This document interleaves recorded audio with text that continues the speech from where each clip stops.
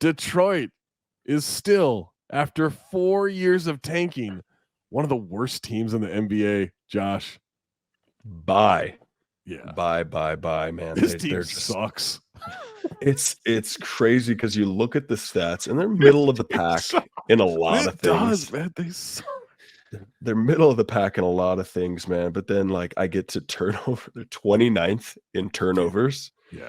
And they give up 22 points per game off their turnovers. Dead last. That's crazy.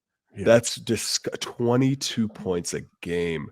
I want to make sure I have the turnovers, which is insane. Yeah, man, that's gross. I'm Byers, absolutely buying them as one of the worst teams in the league. However, oh boy, they had really bad injury luck so far.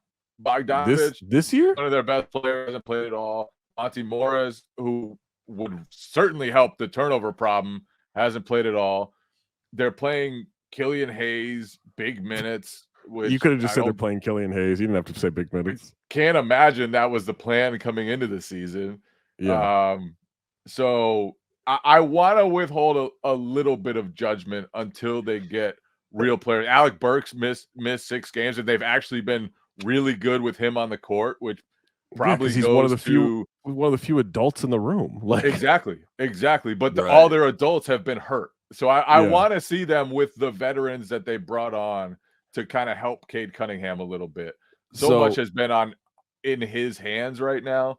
Yeah. And in his hands with a supporting cast that cannot shoot because all the shooters have been hurt. Joe Harris, add him to that list. I just want to see what it looks like when they're healthy. They'll still be bad, but I don't think it's close to this bad. My concern with Cade is, and we saw this a little last year, but he only played like 12 games last year, but it's been really evident this year. He's shooting 46% from the field in the first half of games, 36% from the field in the second half of games. I don't know if that's teams adjusting and he doesn't know what to do there. The Pistons aren't helping him out. He's having to do too much and he tires himself out. He has asthma. Like, I don't know. I'm trying to like find reasons why he would be, because he looks so good in the first half of games, and in the second half of games, he just can't make a shot. And he's, he's shooting 41% on like 20 shots a game. Like your decision maker has to be better than that. He either has to shoot less and be more of a playmaker, which I don't really know for who, or he's got to find ways to kind of balance out the rest of the game. But to me, that's the biggest concern. Like, I knew they weren't going to be a good team, but he has not looked as good as I was hoping. Yeah, and I will say, like, having no shooting around you hurts. The ability, sure, team can just send everything they have at him. Yep. And the worst thing that happens is he swings it to Killian Hayes, and Killian Hayes gets an open jump shot. Right. You're totally cool with that. Thompson has been playing a ton of minutes for them, and he's really good. He's really talented, and I love his game.